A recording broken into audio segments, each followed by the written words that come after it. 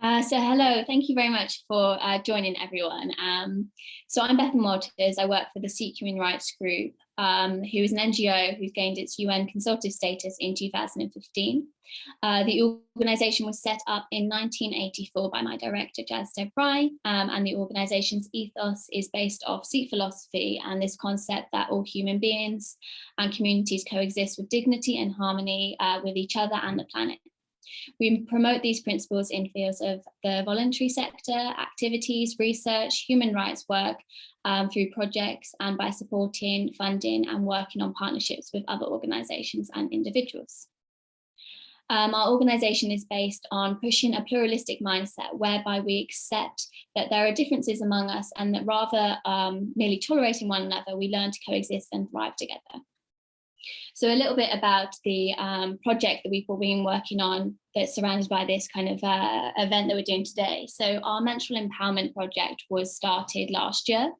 It has led for us to have a network of 96 organisations that are around 5 different continents around the globe. And what we're doing is sharing resources, research, experience and voices to help remove menstrual stigma, improve education and access, and to make the option of sustainable menstruation more accessible for people who do menstruate.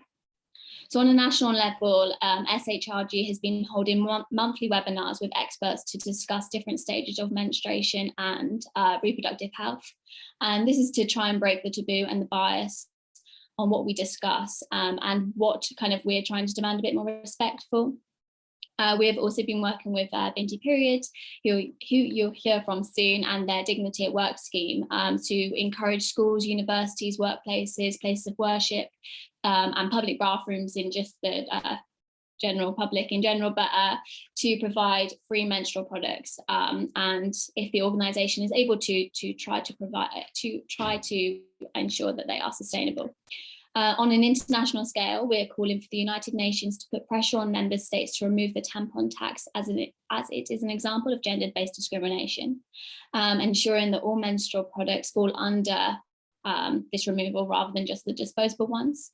Within this plea, we are also requiring that they provide a step-by-step plan on how to highlight how member states can remove the tampon tax and overcome any obstacles that the 21 other countries might have come across. So working with these countries who have already done it and seeing how we can kind of overcome it.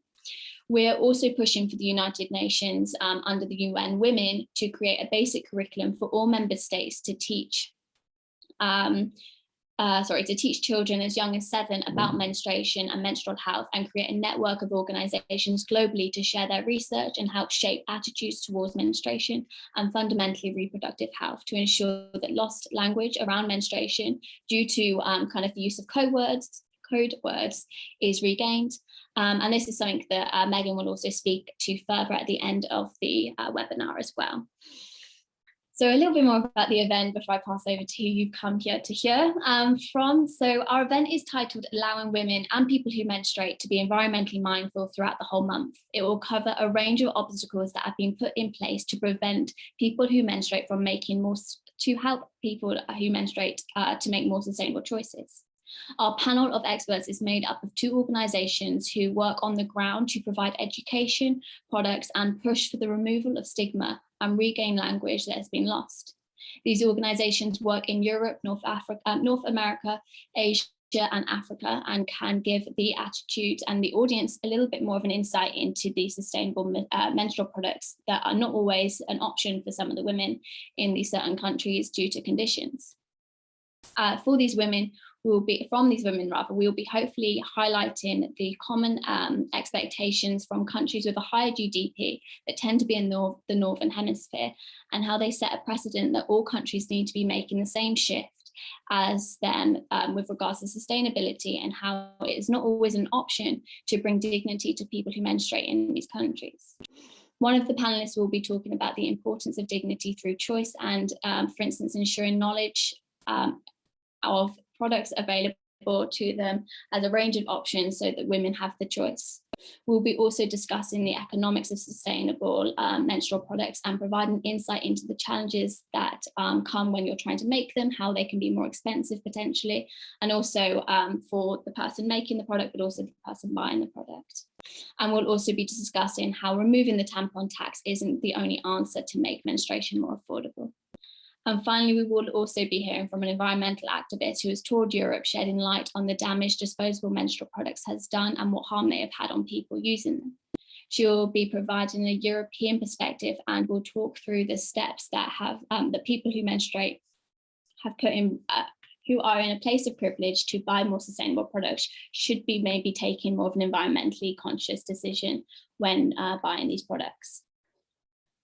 She will also be talking about the work she's done with governments and again, where they kind of spend money. So how these are other obstacles that are put in place to maybe prevent women from taking and making these sustainable options.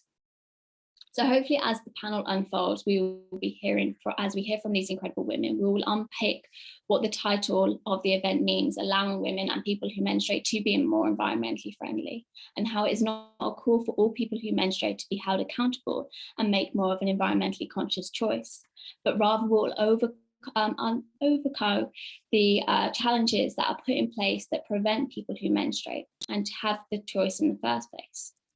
Whether that is due to the lack of bathrooms, privacy, lack of clean and safe water, lack of equipment to dispose of them safely and with dignity, due to the cost of the product, lack of education on menstruation and menstrual products, all the stigma associated with menstruation. So many of these challenges and obstacles have been put in place, often unconsciously by men in leadership positions, and due to lack of representation at a higher level, we are not seeing these changes being made, and therefore people who menstruate are unable to make the choices that best suit them around how they manage their menstrual cycle. So I will now introduce our incredible panelists and open the door fully to understand how one size does not fit all when it comes to menstrual management. And while 50% of the population may menstruate, each person's experience is extremely different, and therefore it is so important to adopt this pluralistic mindset. So first of all, we have got Manjit Gill, MBE. So she is the founder of Binti Period. So I think I want to give a wave. So before creating Binti Period, Manjit has had 20 years of business experience. Her role as a mentor for businesswomen in Kenya with the Cherry Blair Foundation has led to her to start this project. So her mission is to create a huge social impact whilst generating a sustainable organisation. As a British Indian, providing basic menstrual rights for women in India has become an overarching commitment to make a change. She was awarded an MBE in the 2020 Queen's Birthday Honours List for her work in the provision on the period products for women around the world. Manjit is a trustee for the Lee Family Foundation and the Global Sikh Economic Forum. She is the ambassador of the Cherry Blair Foundation and the Women for Future. Binti Period believes that every female deserves menstrual dignity, meaning access to education about menstruation, access to pads, and freedom from stigma and taboos surrounding menstruation. They were the first period charity in the UK and are registered in India, the US, and the Gambia. They also lead the UK government's period task force with the remit to end stigma and taboo and work on period education as a charity. Last year, they launched their campaign with Surrey County Council to provide free period products to anyone who needs them in over 50 locations across the council. They are also committed to eradicating stigma and taboo whilst normalising the period conversation. Binti has also signed the MOU with the Gambian government to deliver menstrual education across the country for it to become a part of the curriculum. So that is our first speaker. We have then got Sally Damari. She is the COO of TOTM, better known as Time of the Month Organic. So having spent 19 years working in leadership roles at Deliciously Ella, Sainsbury's and Deloitte, Sally is the COO, CFO of TOTM. So TOTM are a leading menstrual care brand on the mission to inspire better sustainable ways to manage periods, always putting people and the planet first.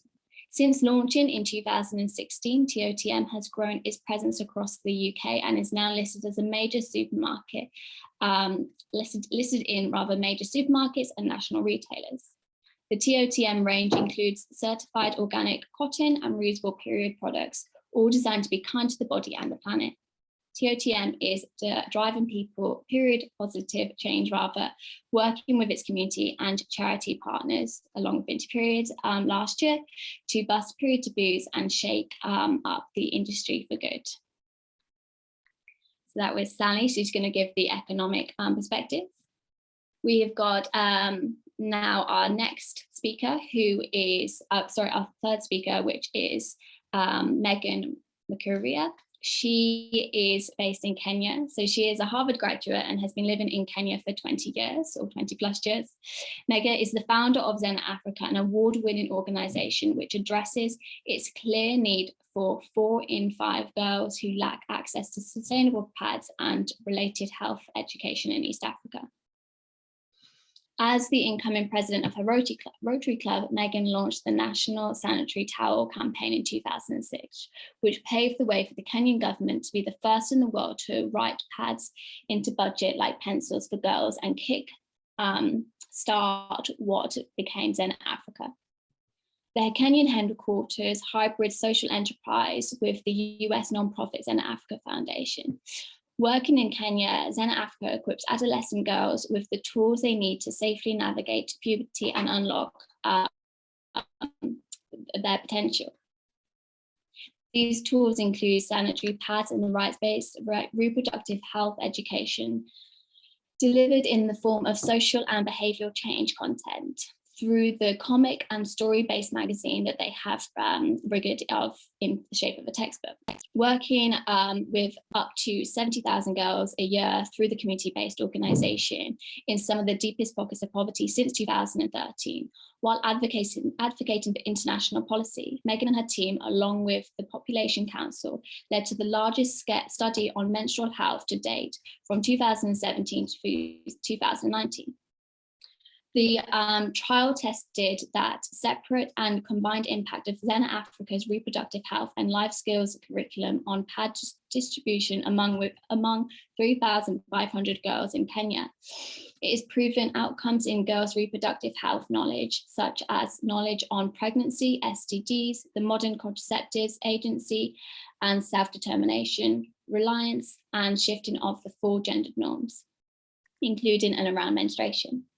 They also have Mia brand sanitary pads, and they deliver and offer a high quality, affordable product that offers inspiring designs that has access to digital help and the rights to resources and referrals. Its packages provides a safe space for girls and women to learn about health and reclaim dignity. It is also the first of several products that they plan to produce to offer dignity through affordable change. And then finally, but not least, we have got Ella. So Ella Daish is the environmental activist based in the UK, and she's the founder of End Period Plastic campaign. So she has, or rather her award-winning campaign has led to significant change in the period industry, resulting in retailers removing plastic tampon applicators from their products, and has sparked others to develop sustainable ranges. Ella influenced the Welsh councils and the government to spend their period poverty funding, which makes menstrual products freely available at schools and colleges on an eco-friendly product. She has done a lot of different campaigning across Europe, and will tell us more about that as she answers her questions. But yeah, we'll move on to the questions now, so you can listen to the people you have come here for. We've split the questions into sections. The first question will allow the speakers to go a little bit more about the work they've done, and also then talk around the topic specifically. So we'll start with Manjit. So Manjit, please could you tell us a little bit more about Binti period and what you have learned working in the UK, the US, India, and the Gambia, and how different communities and countries require different items. Thanks, Beth, and thanks everyone for being here today. I guess it's a strange one in some senses, because whenever we start talking about periods, it doesn't matter if you're in India, Africa, the UK, the US, the West, we can all relate to the fact that we have good, bad, and ugly period stories. And sometimes we find that when we do start talking about menstruation, people will say, oh, well, I'm not embarrassed, or I'm not afraid of my periods. But then they'll say something along the lines of, when I talk about my period, and they whisper the word periods, it's almost like it's a subconscious belief that you don't talk about it. Or we know that we still have blue liquid in adverts, or we still shove products up our sleeves. It's something that is kind of, we grow up with. It's an unspoken conversation. So when we go into villages around the world, it's not very often that we will come across someone whose conversation is that different to someone in the UK, for example. Yes, there's horror stories, of course, when girls will use animal skin or cow dung or leaves. But then you hear a little girl in the UK who will also drop out of school because she doesn't have access. And we all use toilet paper. When we say out loud in the UK or in the US or in the West that most women use toilet paper in between buying period products, that's that time when we can realize that, hello, you know, we have that much shame in the UK that where we should have toilet paper, we should have period products instead of toilet paper in all public spaces, then there's something going on, isn't there? So it's a really interesting topic in the sense that we all run away from that conversation. But I would say that apart from that shame and stigma, the other thing is always, of course, accessibility or lack of education. So how many of us actually knew about reusable products throughout our menstrual life? Is it something that we learned about the last few years, or have we known for it from the beginning? Like menstrual cups, they've been in the space for about 20, 30 years, but it's only now that we're becoming more aware of them. So definitely stigma and shame is kind of the same, just different parameters. Menstrual education, the lack of, we all have sex education in the UK, but how many of us can actually explain what a period is? How many of us know where we are on our cycle every day? How many of us know what our hormones are? What about the things that we don't know about boys? Puberty. When we talk about puberty for girls, how many of us as parents know anything about puberty for boys? And it's just one of those things. It's the worst time in our life when we're a teenager to start our menstrual cycle. You know, we're embarrassed about everything. We're embarrassed about our parents. We're embarrassed about what we look like, what our friends are wearing, what our teacher might say, and then we start bleeding. And that blood and the leaking, those stories are kind of the same everywhere else as well. It just seems sometimes it depends on the person and their experience and how they feel about the cycle themselves. So education, lack of access to period products. You know, the lack of access for period products, I think sometimes people assume that reusables should be a fantastic option for those who can't afford them. But then we forget that there's issues around the fact that a lot of people don't have access to clean water, for example. So how will they wash that reusable product? Or they may not have somewhere to change it, like a toilet, you know, with 4 walls.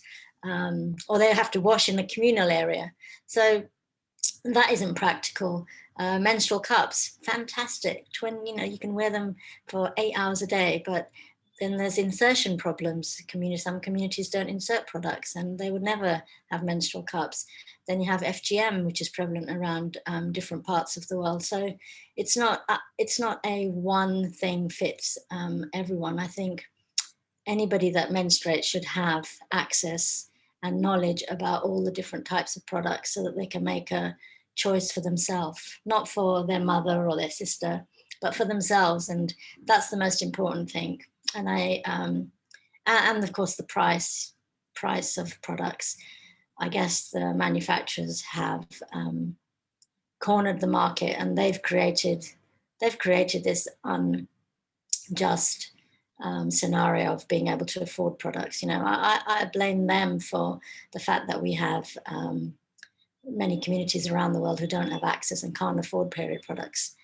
And disposable products are a luxury. Disposable products mean you menstruate in your pad or in your tampon and you kind of throw it away. You have no idea how much you bleed. You don't know what a normal period is, and you do not know whether you have any issues around it. And in fact, you don't even know what your blood looks like. So it's kind of, we discard it because we're not that interested in it. But that's created generations of women who don't understand their bodies. It's created a generation of, God forbid someone sees a tampon or a pad in a bin. It's the most disgusting thing. So there's so much change that actually needs to happen. And it doesn't matter where you are in the world, even the men in that conversations, when we have conversations around menstruation, if we're trying to create a campaign for women and we go into a boardroom, we don't talk about the aches and the pain and how much women bleed. We just talk about this is how much money is lost per annum because a woman has to go and leave the work environment for an hour every month, maybe twice a month or something. And when you talk to men about periods, our experience is, it doesn't matter if they're in England or in a village, they will always, mostly, they will think, wow, why isn't this being taken care of? It's not something that most of them will shun away from. They actually do want to help. It's just that we don't have that conversation, including them in the conversation. And it's one of those things. And I think also, again, it's important to include the boys with their puberty side as well. So that's been our general learning over the last 8 years. And I would say, yep, it's an international issue for all people, because it doesn't matter if it's your mother or your sister or your girlfriend or your friend or your co-worker. It could be any relationship. I think relationships are affected a lot by menstruation, and we don't spend enough time talking about relationships. Because we kind of keep it to ourselves. I could be on my period right now. I could start right now and I wouldn't excuse myself. I'd just hold my legs tight and squeeze it in, right? That's what we do because we don't want anyone else to know. So it's fantastic to be here with the guys, all very massive experts in their field. And we love TOTM. TOTM is the leading brand. So when I talk about the manufacturers, obviously I'm not talking about TOTM because they've been fantastic partners for us, but and they understand the conversation, so shout out to Sally, and also Megan, she's my she hero, and Ella, you're changing the way forward, so thank you. Thanks, Beth. Thank you. That was excellently put. I think you covered a lot of really prominent points that are going to be elaborated on a lot further by the various speakers. So Sally, as you're the COO of the of a leading sustainable menstrual product company in the UK, so TOTM, and they have previously sold internationally. Could you talk more to the economics of sustainable menstrual products and talk to maybe some of the challenges your company in particular has faced with regards to Brexit, the Tampon Tax, and how financially it is not an option for all countries to maybe turn to sustainable menstrual products yet? Absolutely. Hi, everyone. So great questions there. Thank you, Bethan. So taking the questions one by one. So firstly, in regards to the economics of sustainable menstrual products, sustainability doesn't always translate into the cheapest products, as sustainability requires sourcing from the right places, traceability of the supply chain, so you know exactly where your raw ingredients are coming from, manufacturing and processing in the right way, and therefore often increases rather than decreases overall costs. As an example, at TOTM, where we have a vision to inspire better, more sustainable ways to manage periods and always putting the people and the planet first, our products have 100% certified organic cotton as an example, which is GOTS certified. So that is a global organic textile standard, which means that there are actual benchmarks in place for ecological and social standards in the textile supply chain. However, these additional benchmarks incur additional costs, therefore increase our cost of goods. We also produce reusable menstrual products such as menstrual cups, which are a cost-effective, sustainable option, but have that higher initial cost at the outset. Secondly, you asked about the impact of Brexit, a big topic. Brexit, for those of you that aren't aware, is the name given to the United Kingdom's departure from the European Union on the 31st of January 2020, after 47 years of being part of the same union. And this exit was driven by perceived benefits such as the UK regaining control of its own democracy, borders and waters, and the freedom to regulate in a more agile way that works for British businesses. For businesses like TOTM, previously trading freely across the European Union, The main impacts of this change were increased barriers to trade, increasing administration and financial burdens. In terms of a specific financial impact, currency was affected, with sterling moving from €1.40 down to €1.10 to a pound. And at TOTM, this had an immediate impact on the cost of our goods. In terms of barriers to trade, Brexit meant the previously free trade area of the EU was now subject to borders over which any stock or product moving across became subject to import and export taxes. Another barrier to trade was in relation to sales taxes, my not favourite topic, whereby previously sales taxes were not levied for sales from the UK into the EU up to a certain threshold. However, following Brexit, immediate registration for sales taxes were required in each country that sales were being made into from the UK. Again, increasing complexity and administration burdens, which meant that TOTM as a business have had to move away for the time being from selling in Europe, because we didn't want our customers to be paying extortionate postage charges, as an example, due to covering the costs of all these additional taxes. Finally, you asked about sustainable menstrual products not financially being an option for all countries yet. Talking about beyond the UK is not my area of expertise, so panel, feel free to chip in here, but my view is that there are still many countries in the world where accessibility to menstrual products is incredibly limited, and therefore the immediate or most pressing concern is to address this before looking to push countries to provide sustainable options. However, that's not to say that whilst in certain parts of the world sustainable disposable menstrual products are challenging from a financial perspective for all the reasons I've highlighted previously, promoting the use of reusable projects such as menstrual cups has to make sense in the longer term where appropriate. There's clearly a higher upfront cost, but over time, this represents a more cost-effective and hopefully more environmentally sustainable way of addressing the problem. It's also beneficial from an access viewpoint. In terms of distributing products, whether it's sustainable or not, is a challenge from both a supply perspective and end user stigma perspective. So giving a product that can be kept and used over and over again, one would hope would have real benefits. Thank you, Sally. That was fantastic. And yeah, hard questions to kind of give a general overview, but I think it's important having this conversation, as I think Megan will kind of talk to you further with the work she's done, as understanding the economics behind sustainable products and actually financially how they're not an option for every country, as you mentioned, but also yeah, all of the other challenges that are attached to them. So speaking of Megan, we'll pass over to yourself. So Megan, could you please tell us again, like Manjit, rather, a little bit more about your organisation, ZanaAfrica, and what you have experienced over the last 15 years with regards to access to menstrual products, your method of ensuring people who menstruate can do with dignity, and the products that you have created specifically and now use and give to kind of the women in Kenya. Yeah, thanks so much. So I first found out about sanitary pads being an issue when I was working with former street children. I looked at our budget, and the cost per child by gender showed that sanitary pads were our number 2 biggest expense after bread. And we didn't even have that many adolescent girls. And so I started out by launching the National Sanitary Towels campaign, thinking if we addressed the policy issue, the prices would come down and that would be solved. But I think that was naive thinking of being in my early 20s and thinking that the world changes more easily than it does. So, you know, I ended up leaving that organization to start what became ZanaAfrica, because that problem combined with the problem of health education. Basically, I was a mom to kids for 5 years and was answering lots of late night questions that had a lot to do with relationships and safety and all of that. Those 2 issues I felt needed to be combined and needed to be addressed. And so I sent some high school graduates who I'd worked with all over the country to sit in markets, have tea with women all over the country, and ask them what they used and what they liked about it, what they didn't like about it, what they wanted, just kind of everything.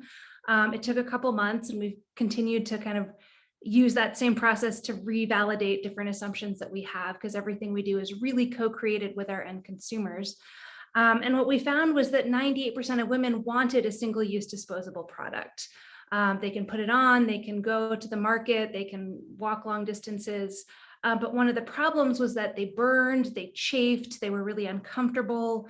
The top plastic layer is a very cheap, kind of very plasticky feeling top layer. They were literally getting boils and bleeding from ulcers that were developing because they were walking such long distances in such bad circumstances, and the chemicals were burning. And so when the hashtag My Always Experience came out in 2019 that caused Procter & Gamble to lose 20% market share permanently, that wasn't at all a surprise to us, because we knew that the shame and stigma prevented women from talking about this, but in private settings, this was the case. So that's where I said, okay, then we need to solve this product problem to create both availability and affordability, which is how we kind of define access. It has to be at their local kiosk where they're buying on credit because they're only getting paid once a week, once a month. And it has to be there regularly, and it has to be affordable. The low quality, low cost products are around 50 cents here in Kenya, and it goes all the way up to, $8, which aren't the ones that are now at the kiosk, but they have a very narrow range of options for them at the kiosk. So we started out doing product innovation, looking at the cost of products. Fun COVID fact is that the top and bottom layers of pads are used in PPEs. So every mask you're wearing, the non-woven fabric inside is the top layer of a sanitary pad, and the hospital PPEs are the bottom layer. So that's really been a problem cost-wise, talking about sustainability, which we can talk about more later. But we decided that social justice comes through the market, and we were going to take a lower margin in order to get that high quality, low cost product to that end consumer. And so that's what we've been doing. We created Nia as a sanitary pad. It's the only African woman on a pad package with and for Kenyan women and girls. And so we give them away through our nonprofit, and we sell them through the market. So you can buy them at your local supermarket. It was the first product we started with, again, because of what women were saying. Also regulatory requirements.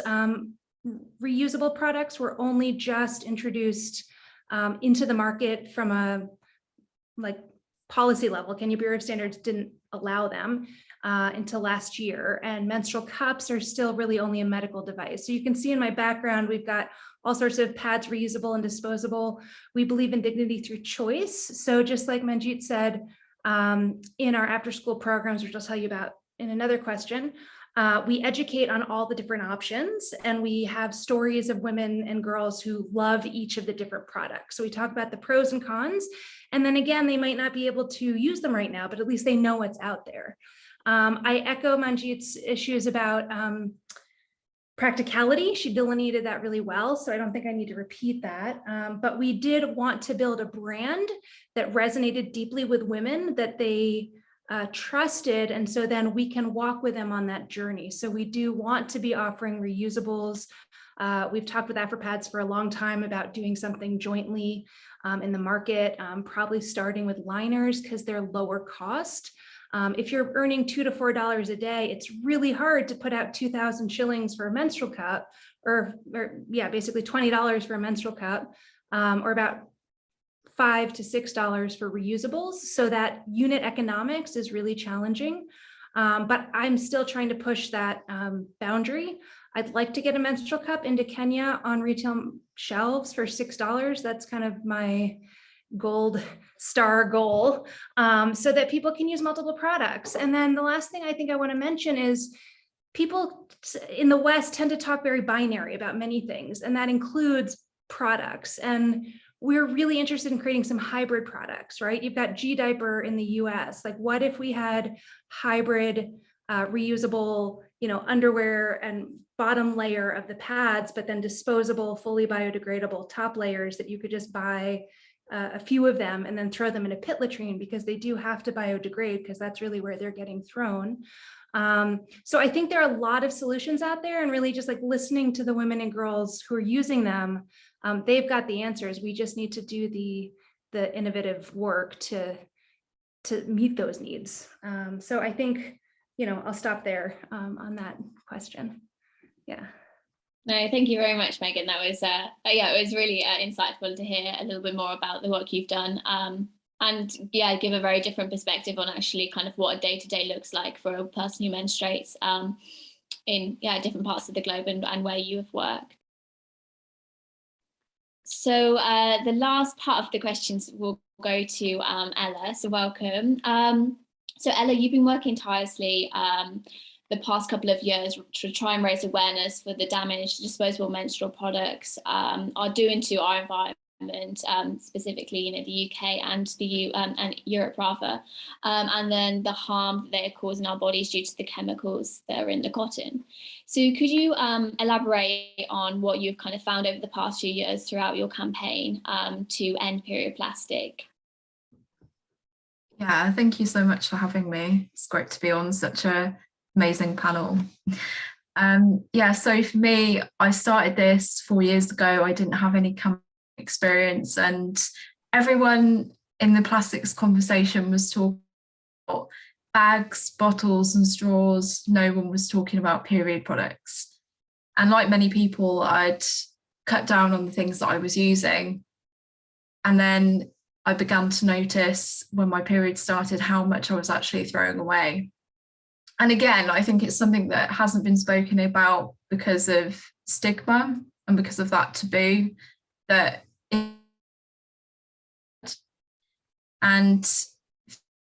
I didn't realize how much plastic was in them. So in conventional pads, they can contain up to plastic. Tampons can contain up to 6%.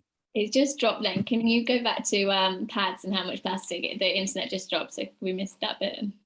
Yeah, of course. Yeah. So pads are 20% plastic and tampons can be made. So finding that out really shocked me and horrified me, because these are the kind of products that I've been using. And as someone who cared so much about the environment, I wanted to do something about it. And for me, I focus that manufacturer, because so often consumers get the blame when it comes to things like this. You should recycle that. Why did you put that on the beach? Where's it come from? We don't tell women to flush them down the toilet.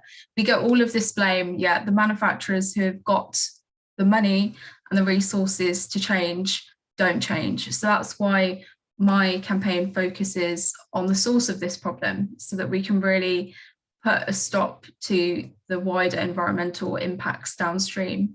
So as I mentioned, they can contain a lot of plastic. That obviously means that they're taking a very long time to break down. And I mean, when they break down, they're not really going away, because they break down into things like microplastics and fibers, which when they get into our environment are then entering the food chain.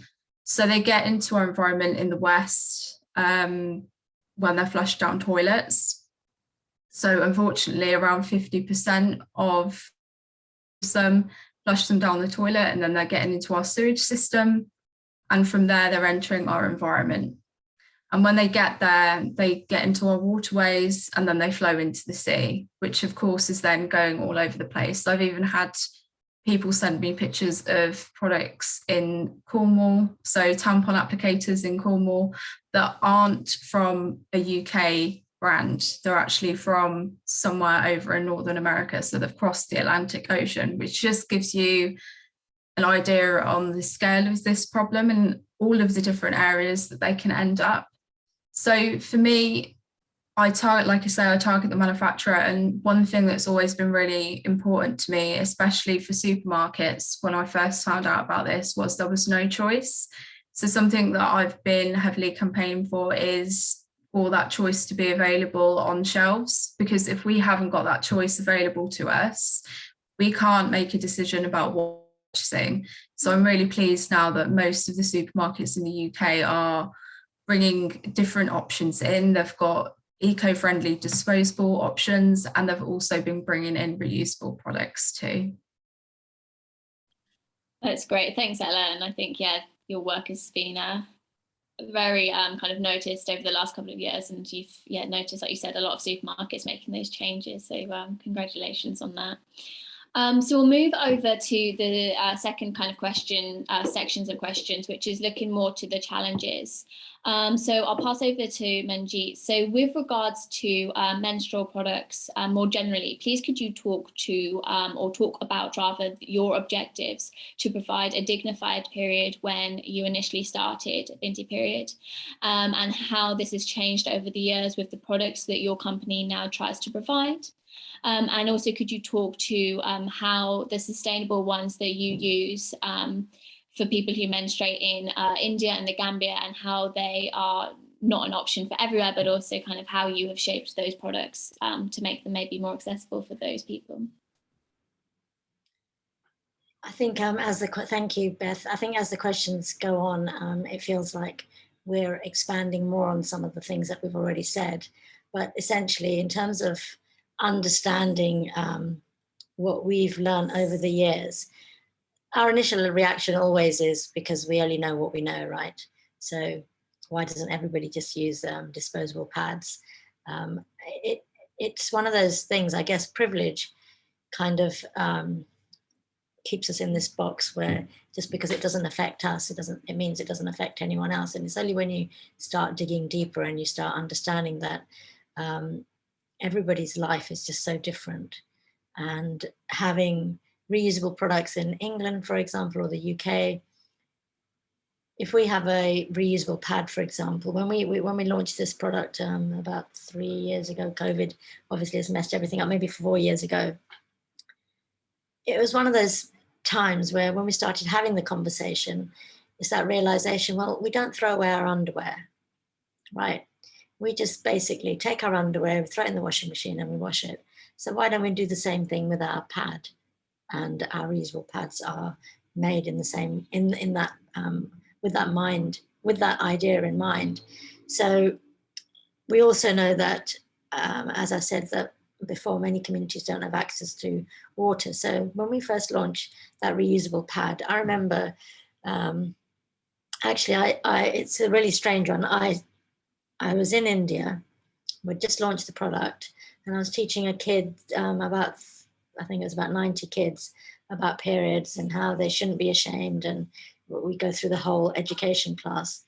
And I was standing at the front of the class and I know that I started. But I didn't say, oops, I've just started my period. Can I be excused and go to the bathroom and put on my reusable pad? I just carried on as if nothing had happened. And then I went to the bathroom and then I put my pad on. And of course, my underwear was soiled by that time, but it didn't really matter. It was only when I went back to the hotel room that I went to change my product again. And this time I used soap to wash the pad.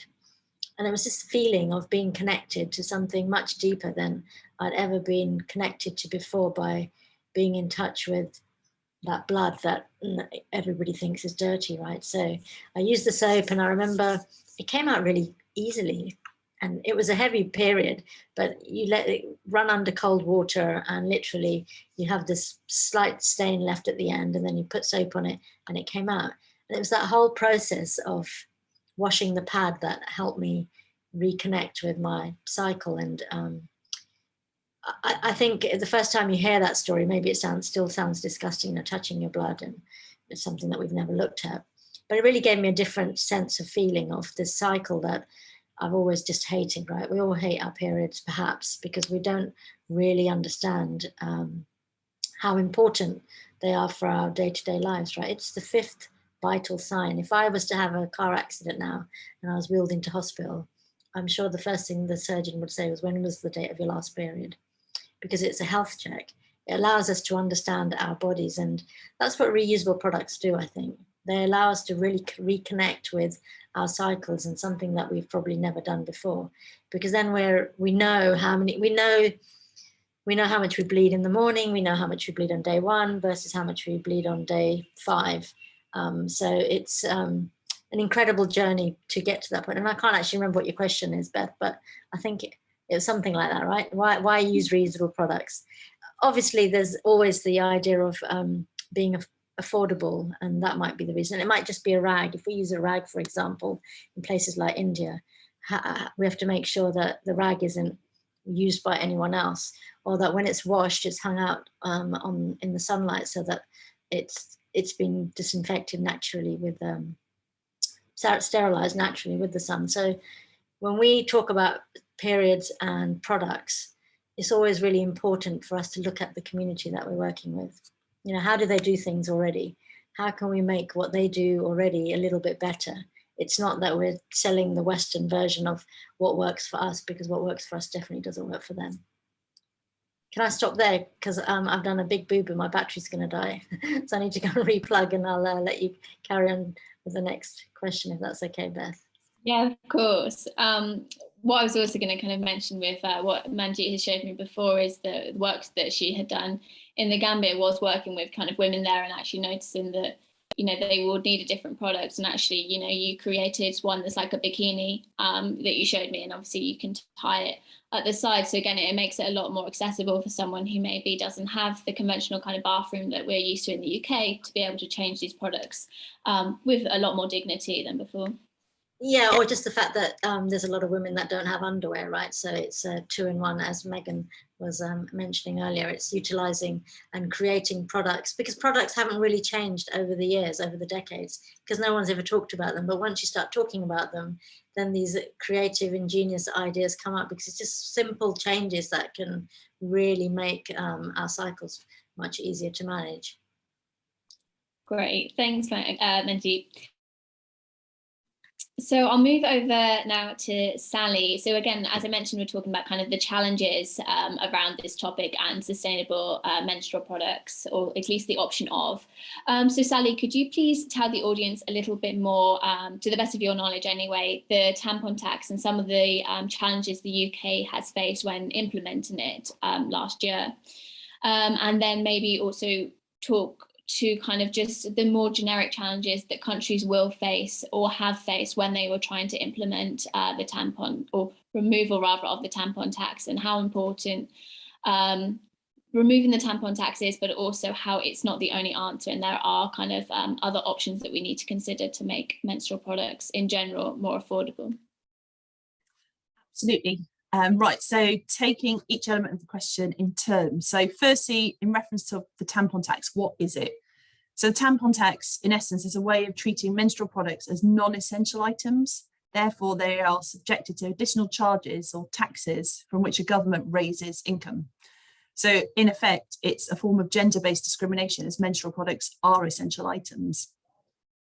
Secondly, in respect to the elimination of tampon tax. So as Bethan said in her intro, there are over 21 countries in the world that have made the move to remove tampon tax, from Kenya being the first, to Canada, Australia, India, and Colombia as other examples.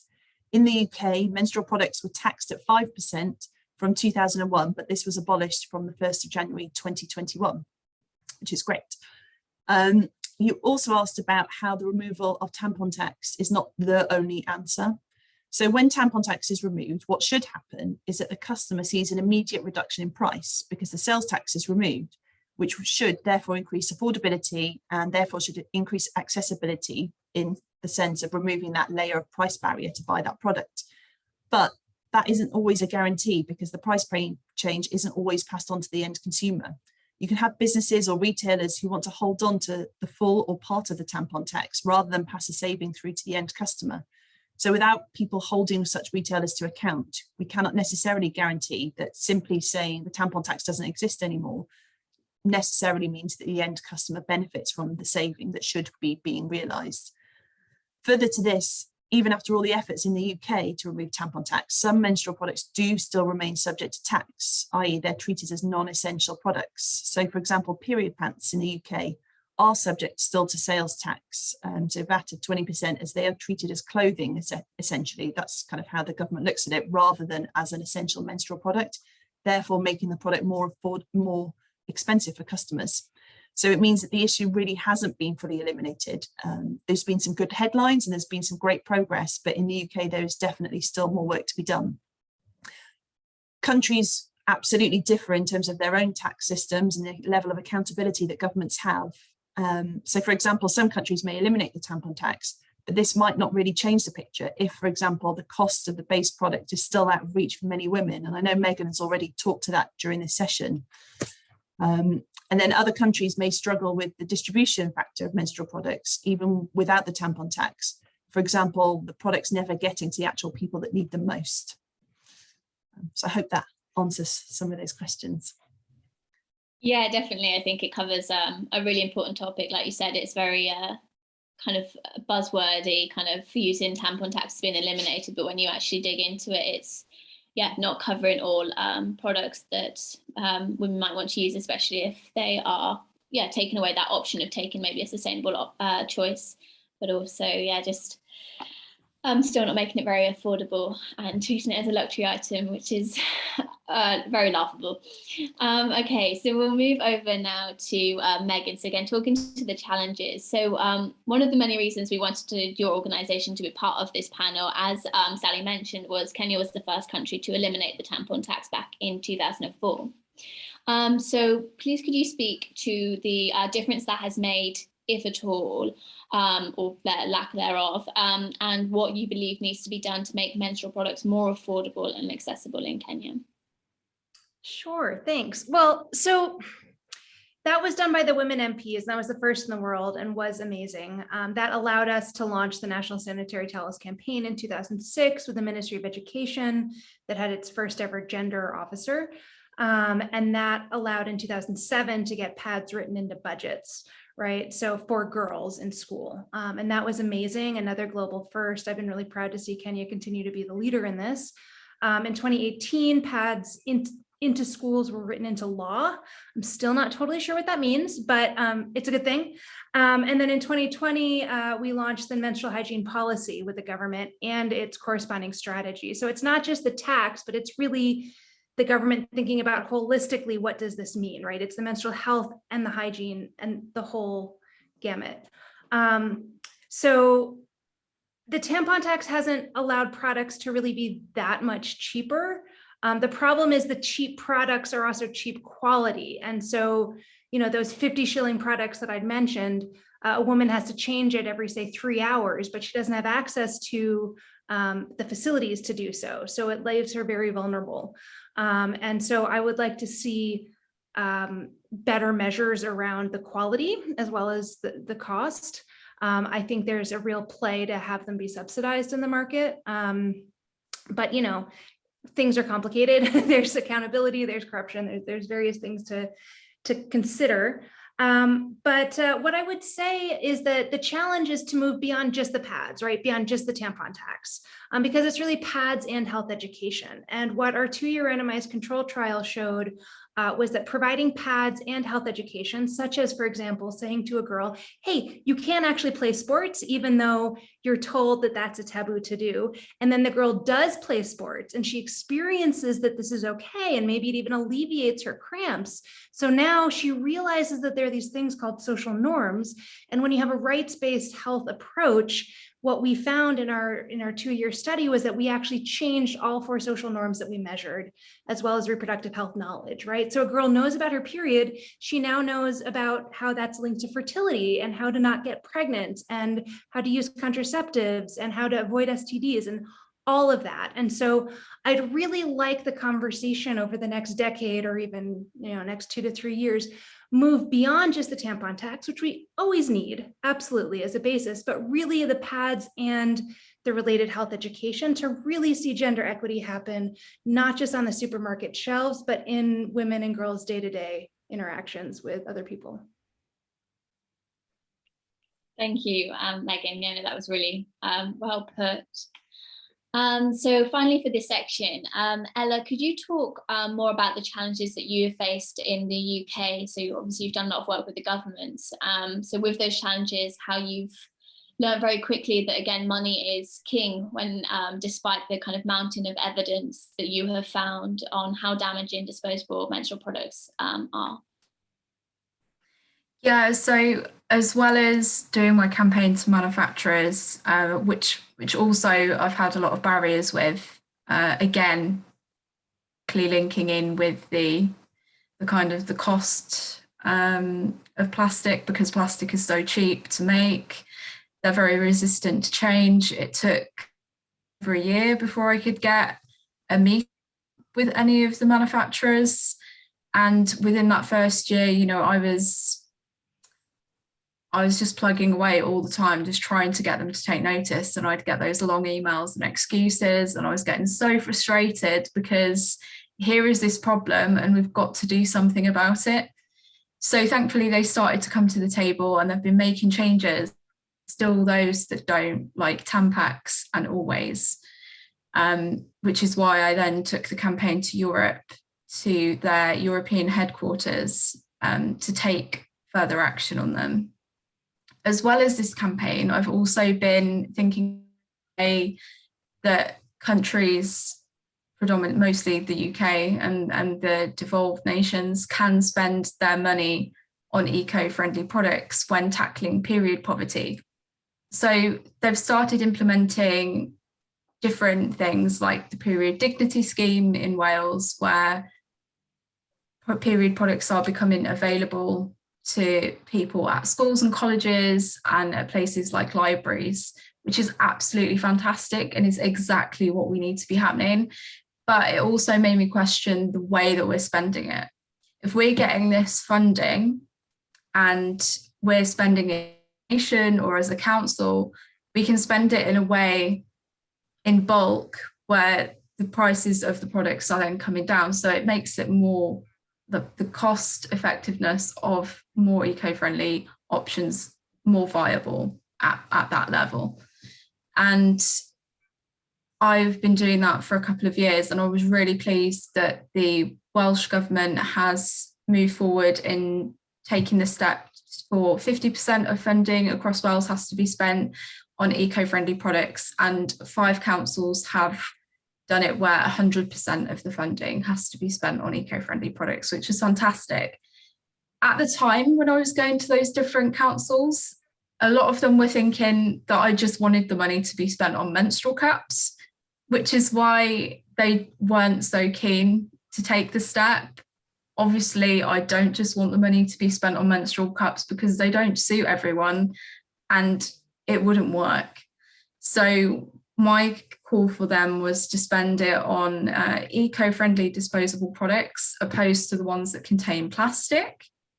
And then to also have these different options as well. So things like period pants, reusable tampon applicator, menstrual cups, cloth pads, so that people can really learn about all of the options that are available to them.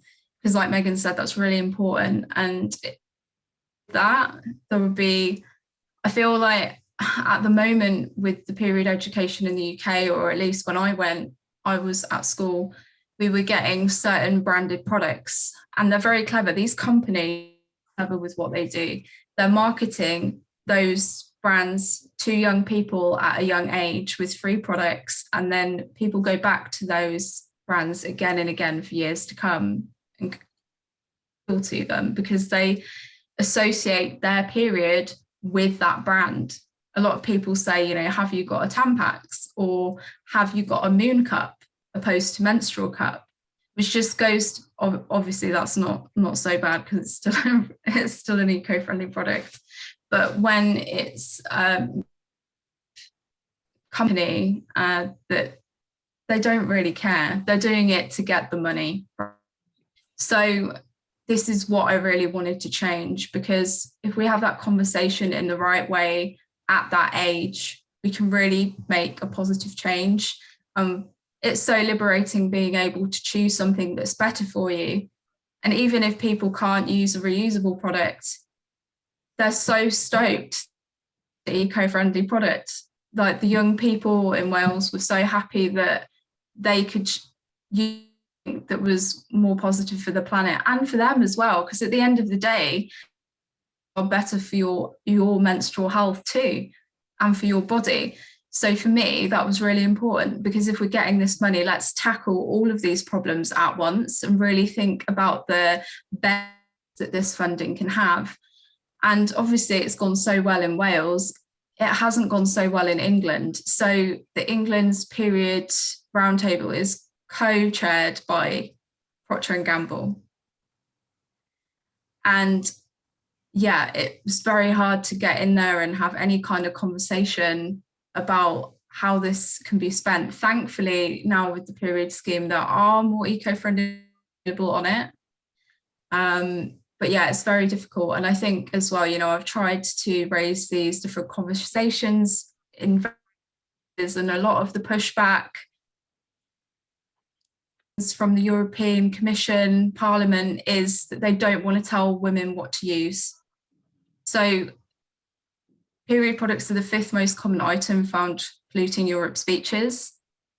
The European Commission are taking action on the top 10 most found items polluting Europe's beaches, but they haven't on period products, not as directly. And I think there's a lot of that worry about how they will be perceived if they start to take action on it. Are they telling women what to use?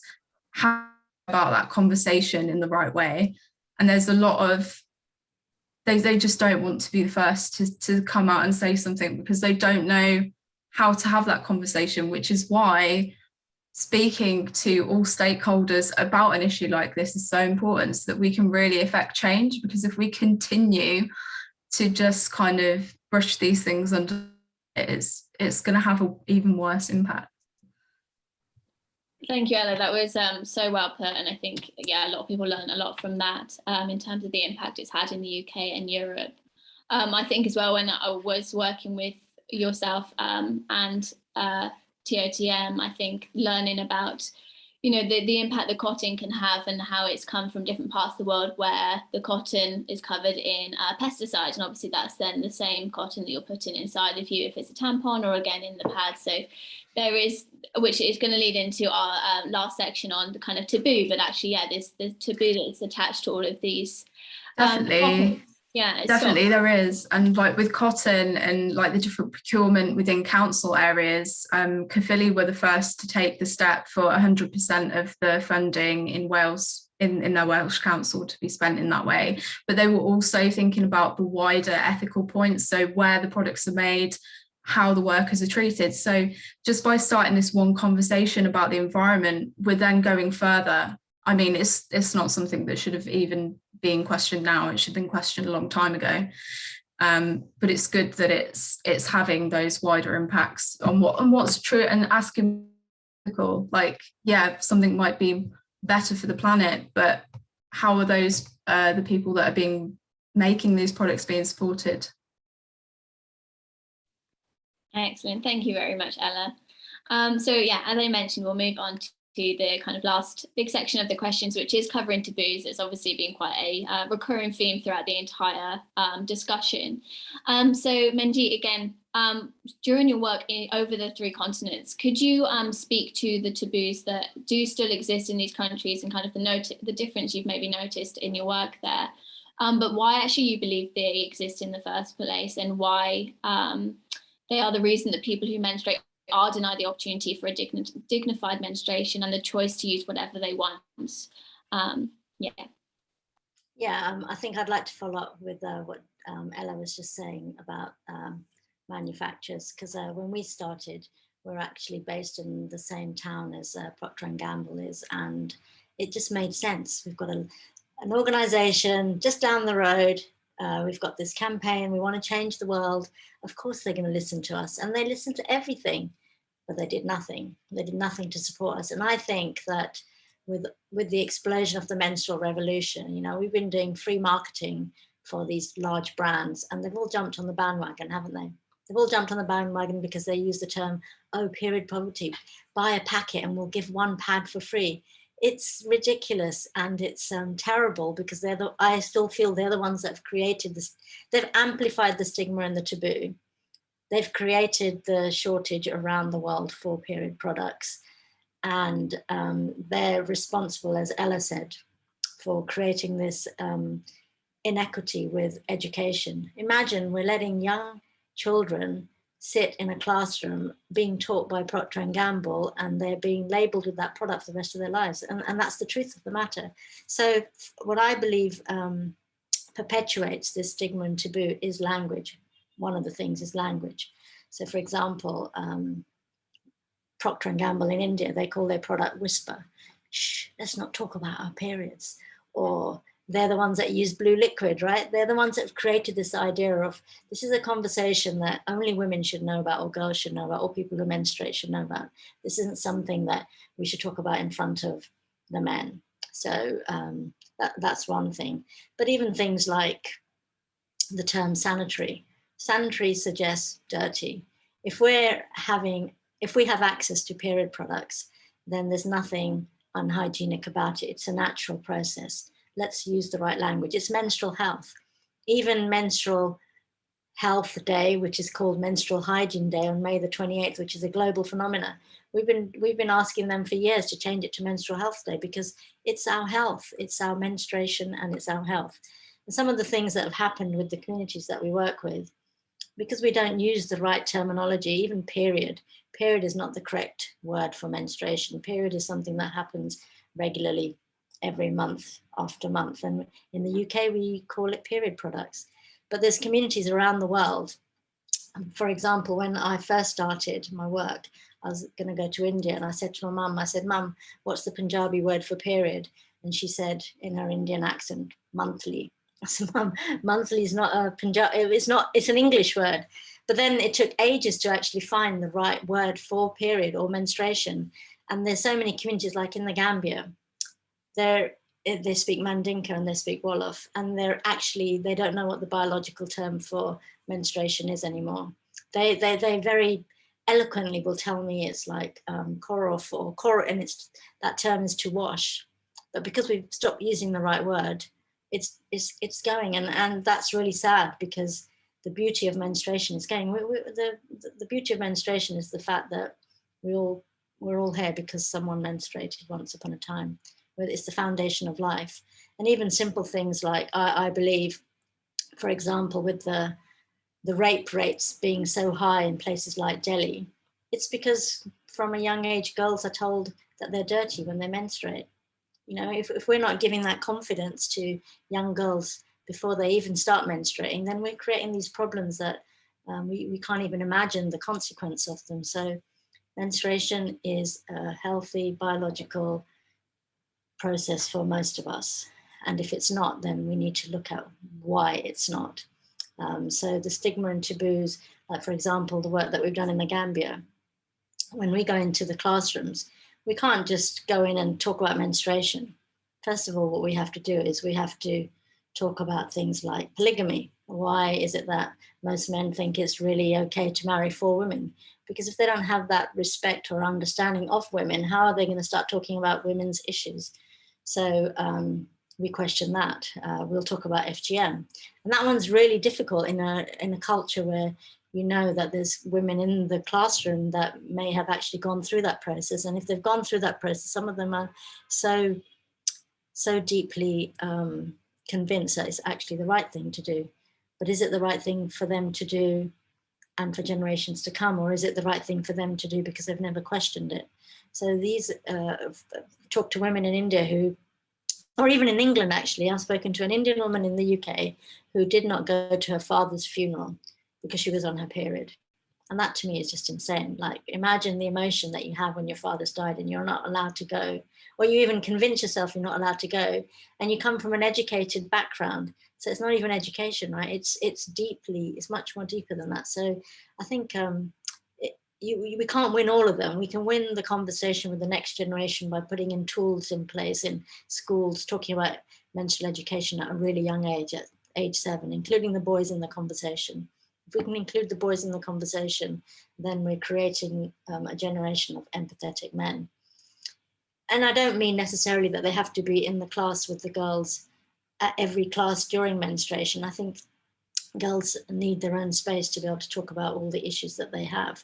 But I think boys need to, at some point, be involved in that discussion. And also, again, I'm going to say this, boys need to have their own puberty discussion too, because while girls are going through their menstruation and we're living in a society where the conversation is beginning to change, you know, there is a menstrual revolution that started maybe a decade ago, 2 decades ago, I don't know, Megan, but it started somewhere, right? And it's exploded. But I think the other problem that we have today is that we're not all speaking the same language. And now we're creating so many streams of different conversation that nobody's really watching. You know, I think there does need to be a body of an organization where there's like the foundation.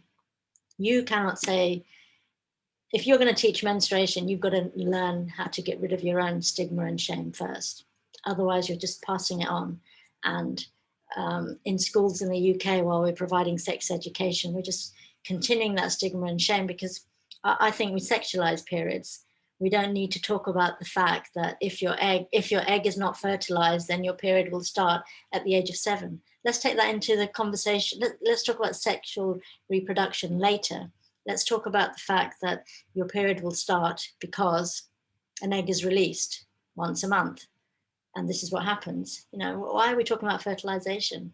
Girls are not thinking about sex. And anyone that, whenever they do know a little bit about menstruation, they'll always say, well, if your egg is not fertilized, seriously, we need to take that fertilization out of it. Because even in the Oxford Dictionary, actually, if you look up the word menstruation, and we've tried to change it, but obviously it's something that's not that important. They say menstruation is something that happens to a woman while she's in her fertile years. And that's not the truth. It's really not the truth. It's not. We're not sexually, I hope, mature until much later in our life. Let's keep that conversation the same everywhere. And let's have the understanding that most people in the developing world generally have sex much later in their lives, so they don't need to know. But even in the UK, why do we need to teach our girls that if their egg isn't fertilized, then periods will start? So language, just this understanding of having a foundation where if we don't eradicate our own shame and stigma, then we're just passing it on to the next generation at a much deeper level, you know, subconsciously. It's not even that we're passing it on because we're saying it, it's a subconscious thing. Stigma and taboos exist because of subconscious beliefs that go way back. It's almost like deeply ingrained in us before we're even born. And I'm going to finish on just one thing that I love saying in classrooms. Do you know that we're, as women or females, we're born with all the eggs that we will ever have in our lives? So once upon a time, when my grandmother was pregnant with my mother, I was an egg in my mother's fetus, in my grandmother's fetus. So when we have that close connection to our grandmothers, that's how deep it is. That's how deep menstruation is, you know. So we could talk about it forever. I'm going to stop there, but yeah, that's it. Thank you. Thank you so much, Manjit. I think, yeah, you covered and gave a really good outline of kind of what the taboos actually look like and how they come across, for instance, like the loss of language, etc. So Sally, on kind of, yeah, the finance side of the economic side, so why do you believe that there is such a financial discrimination on menstrual products, particularly the cost of sustainable ones, as your organisation has noticed? But do you believe it's due to the taboo and the stigma of menstruation, and that's why people are in places of power, and usually men who feel maybe uncomfortable discussing eliminating the tax on these products? Great question, and I'm going to talk about from my experience, because I am not a super expert on this, but I'm just going to share some of my experiences in the context of today's discussion. So from my experience, there is clearly a link between accessibility of menstrual products and price. For example, at TOTM, we've worked alongside many local authorities in the UK who are really keen to face into accessibility issues, but do have to do so alongside being very mindful of the cost of such products. So they have a budget. And whilst they often may want to buy sustainable products, the actual costs end up being a prime factor in their final decision with which supplier to go with in order to try and reach as many people as possible. And we absolutely have to help them have the conversation beyond the cost to include the environment where possible, as Ella has talked about, and also is playing a massively active role in making this happen.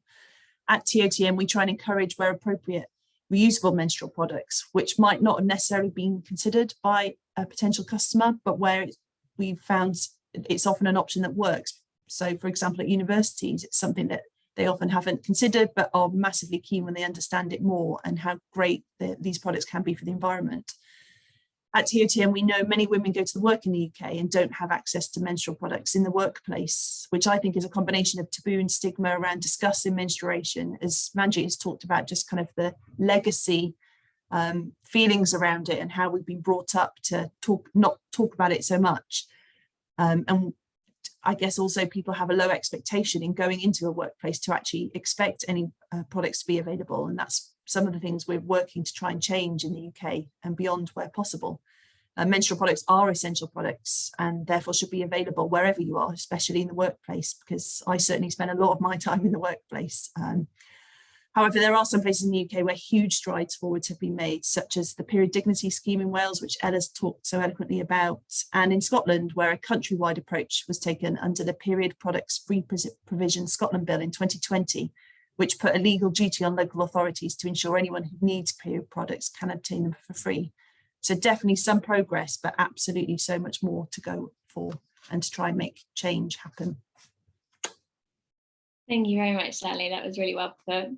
So I'll move on to Megan. So as you mentioned, or was mentioned in the introduction, ZanaAfrica teaches about menstruation incredibly well with the initiative, or the idea of using Nia, this cartoon character, to talk through the challenges of various stages of child's life on the packaging and in the magazines that you've mentioned. So on top of the packaging, you've also got several numbers for people who menstruate to contact and ask questions about menstruation and consent. So if you could talk through the challenges of breaking this taboo in Kenya and the response from the government and reaction of schools and kind of all of these ideas and how they've responded to them. Yeah, sure, thanks. So yeah, what you're saying, I'll just show you. So I showed you the front of our pad package. The back actually has several reference numbers that are all free digital resources of other NGO partners. And actually during COVID, 1 in every 10 customers engaged with one of them. So that was really amazing. We're now creating our own toll-free hotline, which we started piloting a couple months ago to consolidate that. And it includes the name NIA. It's 0800 721 NIA, which is NIA. And NIA really means purpose or intention in Swahili. So we're really creating a movement around this sense of self-determination, which has been very successful. This is our magazine, and so it has real life stories, and this is directly related to what you asked for, as well as comics. And so I think culture can help change culture, right? There are two ways of looking at culture. One is static, that it's from what we've inherited. And the other is that it's dynamic. It evolves as we evolve as people and as groups, right? And social norms are simply the things that we get punished for doing by our reference group if we deviate from them, and the things that we get rewarded about for conforming, right? And so menstrual taboos are one of those social norms. And we've shown that we can change that, as I mentioned earlier. And so we really don't see culture as static. And as an organization, we don't take an activist, like fight the system perspective. We really walk alongside government, walk alongside communities, really understand them. Because even communities who are doing female genital cutting, they're doing it because they think that that's the only way for their daughter to get married, right? So if they understand how that maps to human rights and how that might actually hurt their daughter, then they can work in their entire reference groups to then change that. And there are organizations like TOTM in West Africa that have single-handedly helped with community leaders to change that entire culture, right? So I take the approach very much that culture is not static. If it were, I would be probably working on Wall Street and be a very racist person coming from Connecticut, right? I mean, we in the US as white Americans inherited a lot of really bad crap that we need to reevaluate, right? So it's all about all of us learning and mapping human rights against what works and doesn't work for us. And so I think that as well as real life storytelling and modeling examples of real Kenyans who have overcome different things, even boy-girl friendships, right? In some cultures, you're not even allowed to be friends, and being able to talk about that and see that model in our magazines has really worked. Early on, the Kenyan government, did take a lead in this. We got a lot of media talking about it. And I think that that's been exciting. And I think globally, the media is much more aware of this. And I hope that this is kind of the decade of menstruation and normalizing this. I think language is correct, as was mentioned. We need to talk about these things, right? We often ask people, and even those who are here, like, when was the last time you actually talked about your period with your significant other or somebody of the opposite sex? We ourselves can be the barriers. So it's really important. And then the thing that we've been working with the Kenyan government is now getting our proven curriculum into the government curriculum, which they're really excited about. And what I'm interested in talking to you all more about over time is going down into younger ages, right? My 4-year-old sees my menstrual cup. We look at menstrual blood. We talk about these things. It was initially very embarrassing for me. I had to overcome my own squeamishness to just allow this 4-year-old who's curious to understand what's going on, right? And so there are so many ways in which, if we just lead with menstruation and periods and a bit about consent, because I think you'd asked about that too, so many questions then come, right? And so that's why it's important that we don't stop the conversation with pads, right? And we give them out.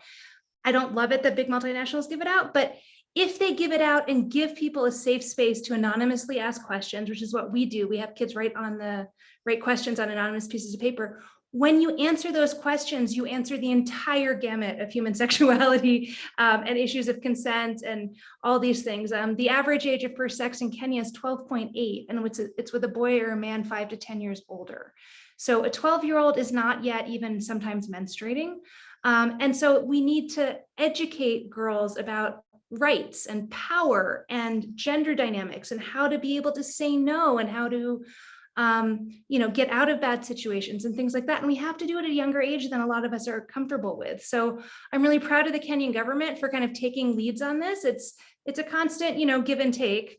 There's still very big concerns around contraceptives and things like that, but there's so much about sexuality education that one can talk about without addressing some of these big taboo topics that can make a huge difference about whether a girl's life gets derailed, or not. So I think it's really important that we leverage these norms to talk about these human rights and cultural norms and shift that and see ourselves constantly as individuals and entire community groups evolving to best support our youth as they transition into adulthood. And we haven't even begun to talk about menopause and all those things, but it's a very great opportunity, and the Kenyan government has been doing a great job to really get on board. And I hope more governments do that, and that we can actually create this global education so that we replace lost rites of passage with a rite of passage of fun and engaging knowledge. Megan, that was great. Thank you. And yeah, it's a massive movement that you've created and continue to push. I think as well, you're pushing this.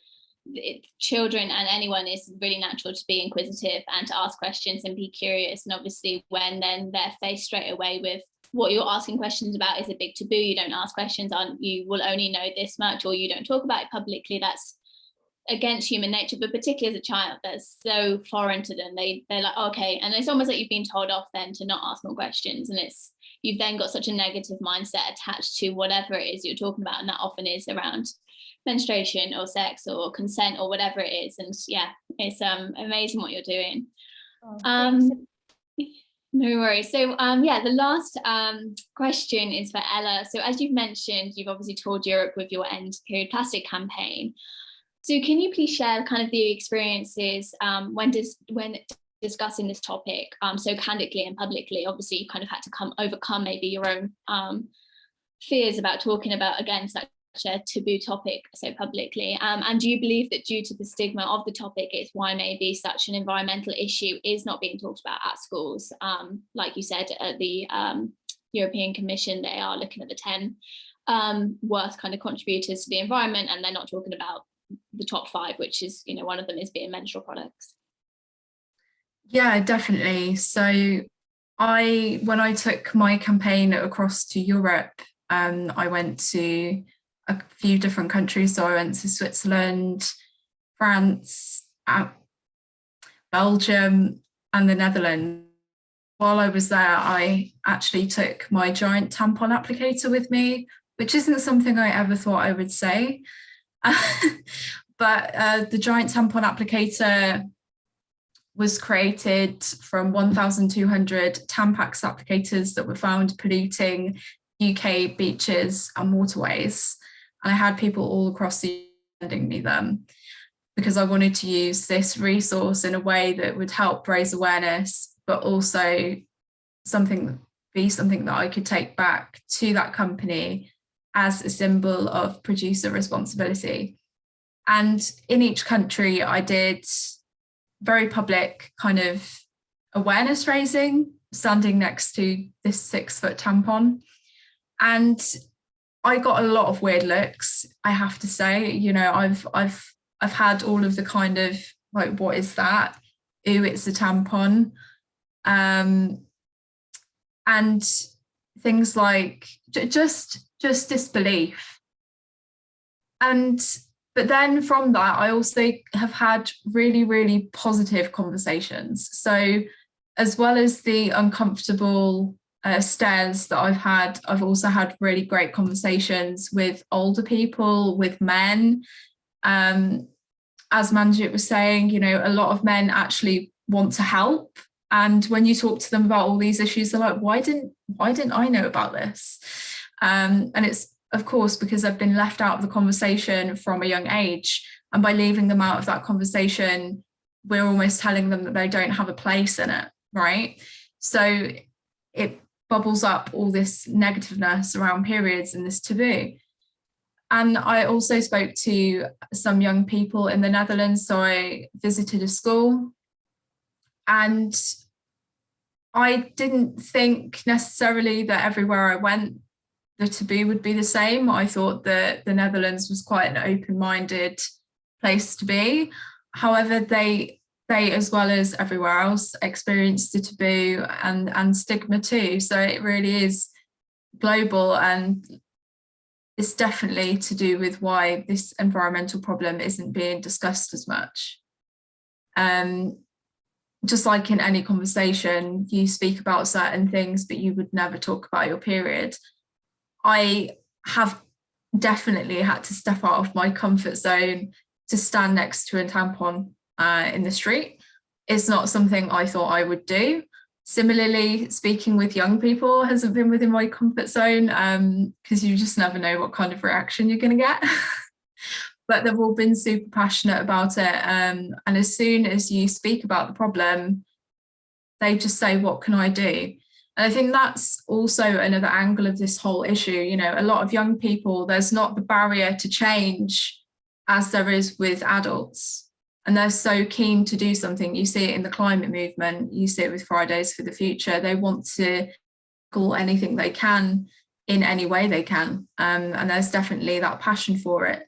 But yeah, I would definitely say that the stigma is why we haven't been speaking about it. And I mean, as many of us have stated, you know, it goes into workplaces as well. It's linked to harassment. You know, when I was 18 and I started my first job, one of the first questions they asked me was, you're not thinking of getting pregnant anytime soon, are you? And at that age, I didn't know that wasn't a question that they shouldn't be asking me. I just kind of answered it and was like, no, why would you want? No way. But of course, I think it just all goes back to that negative connotation around periods, and even women, like sexual harassment at work is a massive thing as well. And then of course that all bubbles into making you feel negative about your body. Your period is always talked about as a negative as well, which then just you keep speaking about in that way, and it just permeates this problem. Great, Ella, that was really well put, and yeah, really brought in kind of this idea of taboo. And I think as well, you know, anyone who now sees a plastic straw, or at least in the UK, it's shunned. It's, you shouldn't be using it. We use like the paper ones or a metal ones, whereas obviously, yeah, we don't have that conversation at all around menstrual products. And I'm sure it is a lot worse than the straws are.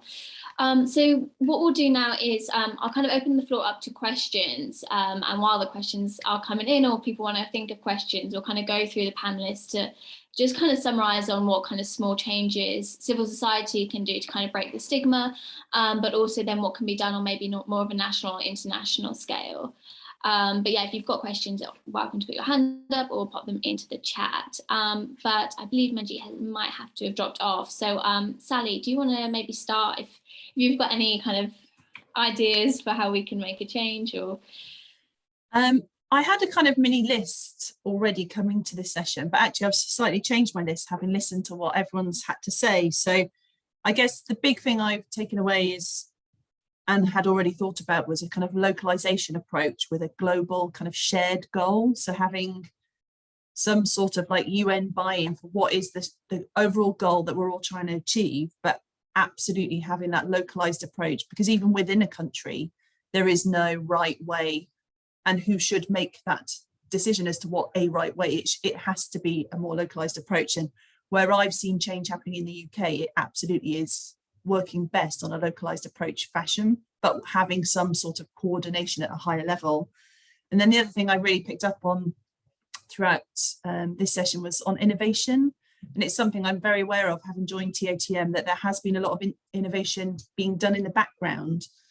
And there's just clearly so much to go for. And maybe that's a way that we can kind of help further afield from outside of kind of the West as such, to come up with innovation in a sector where innovation has been quite limited to date, to try and help address some of these problems, rather than trying to fit a model that works in one place to somewhere else. Actually, maybe innovation is part of the key to unlocking, resolving some of these issues and making a real positive difference. So those are my two things.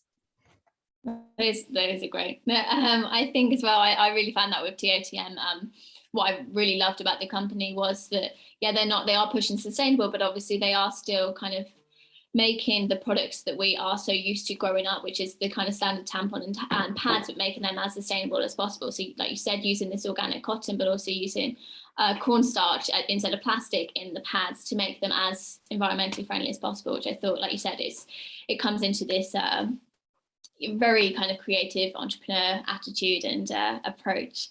So yeah, Megan, same question to you really, with the work you're doing, I suppose, but... Sorry, the question is what we've learned.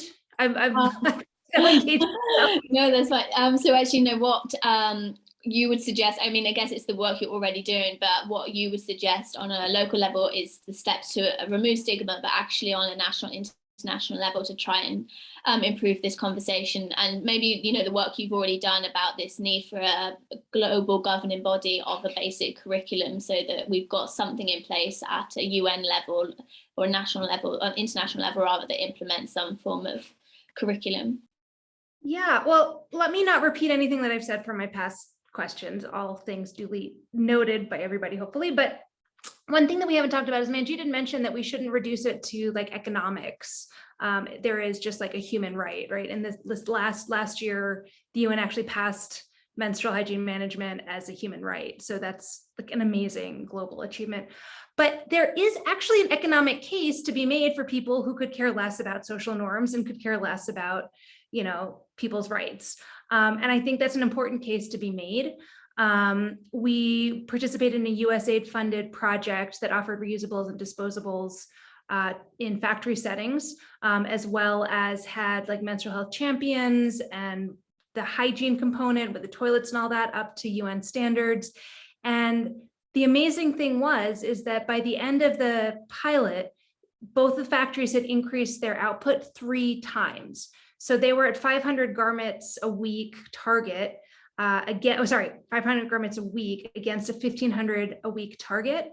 By the end of it, they were at 1,600 by the end of day Friday. So they gave everybody paid off on Saturdays, because it's not just about the period product, right? It's about how we feel. It's about whether we can get medicine to manage our periods at work. The factory said that now actually when a woman had her period, she went to work because she knew she could get the resources that she needed there. And that made them get excited to get up and go to work instead of apologizing and not being able to go because they didn't have any products, right? And so I think we need to deploy all the cases. I don't think we just need to come from a feminist lens only, although I think everybody should be a feminist, but we need to speak to people where their barriers are and overcome that, right? I mean, so now we're in conversations with the Kenya Association of Manufacturers about trying to implement this across lots of different manufacturing settings, right? And so I think there's a lot that needs to happen to remove the stigma, but I think we need to use all the tools in our toolbox to do that. I do think that, I didn't just do a randomized control trial for fun. I mean, I was doing this for a decade, and people like the Gates Foundation wanted more and more evidence. So we did it. And it is the PADS plus the comprehensive health education, right? And Kenya, we don't call it comprehensive sexuality education because that has like a bad name, talking about social stigma. But it really is about helping to answer females' questions and men's questions across the gamut, right? When we did our same intervention with boys, minus the products, boys went from, there's a great question where we asked, like, should girls be the only ones who do home chores, you know, at the house, because girls disproportionately have to do household chores. Boys who didn't go through the program, literally, I kid you not, said, you know, girls are created by God to do these chores. So yes, they should continue. When they did our intervention, they said, of course not, boys and girls are equal. And so we need to help our sisters to do the household chores. And so it's not just about a girl's issue. It's not just about bleeding. It's really about gender equity. And I really want the conversation to move towards that, right? Women are starting below because we have our periods and because we need these products and because we need this education. So we're really trying to level the playing field and not just level it to the minimum bad area that it is, but elevate everybody so that we can achieve, you know, true gender equity and true social transformation across all cultures. So, you know, I think that's what I would say. Thank you. That was, yeah, like always, really, really well put. And yeah, hopefully that is something that everyone will be working towards. I think working with all these different organizations in the last year, that is something that has shone through, is that, yeah, not everyone is fighting for exactly the same kind of, you know, blurb. Effectively, they're all looking at it from a different perspective in terms of, you know, the economic side of it, the environmental side of it, the kind of just the business side, the equality side, the education. So I think that is working all together, and creating this conversation is where, you know, people do their best work, and that's where change will actually happen for everyone. And like you said, it will, you know, boost the playing field for everyone involved then. So yeah, finally, Ella, I guess with the work you're doing, what have you noticed maybe, or what small changes do you think civil society need to kind of break the stigma, but also then what do you just see needing to happen on a national and maybe even international level? I think it's something that really needs to change when these conversations are happening in governments or councils, when it's affecting change, whether it's legislation or whatever, how things are spent, is that everyone, all stakeholders need to be at the table. The people who are going to be using the products need to speak about what they want, and we need to speak about the environment and social justice all in the same room, right? Because at the moment we have so many separate rooms for all these different problems with periods, but there are some that we can tackle together at the same time, and there are so many different perspectives and thoughts that need to be shared. I mean, I've been doing this for 4 years, so I know obviously that not everyone can use a menstrual cup. I'm not going to tell people that that's what they should be using, or that's only what government funding should be spent on. But we need all of these different thoughts and all of these different people to be represented, because if we keep having them in separate rooms, very minimal is going to be done. And people see different issues where others think it's okay, and how a certain subject or project is being mapped out is okay to one person, whereas someone else will say, hey, actually, if we did this way too, this would help reach a whole other group of people that aren't receiving these products, or however that might look. So I think that we definitely need to start having those conversations with everyone involved, like education, environment, health, everyone needs to be there. And I would just say as well that try and start conversations anywhere you are, whether it's at work or with your friends, whoever it is, because when I found out about this problem, I begrudgingly to the people at my workplace, but I spoke to them about it, and then I was having 50-year-old men talking to me about menstrual cups without me even having to instigate the conversation. They said, hey, there's these things called menstrual cups, why aren't we talking about them? So I think, there are so many things that we just need to start that conversation. We just need to say, hey, there's a problem here. And at workplaces especially, we need to make them period positive, which I know is some of the work Sally is doing, which is really, because we do need to have those products at workplaces. We need to normalise periods at workplaces, because up until very recently, I would rather tell somebody that I couldn't be at work, say I had menstrual pain, I wouldn't want to talk about that. I'd rather say that I had a stomach ache or I was going to the toilet all the time. And really, we just need to say that we've got period cramps. Yeah, definitely. I think one of the phrases I love is that, it's the only time where someone might bleed for 7 whole days and just no one's expected to talk about it. Whereas any other circumstance like that, I think we'd probably expect to hear about it. It's probably not good otherwise. So it is very funny. That's all great. Thank you so much for all of your time and for everyone else who's joined. As I mentioned, if you did have questions, obviously pop them in the chat or raise your hands. But what I'll do is I've got now in the chat how you can find everyone through their website, but also, if anyone wants to get involved in any of the work you do, I don't know if anyone wants to mention how they can get involved or what they can get involved in, if at all, or if just to check out your website. I don't know if anyone's got anything to add.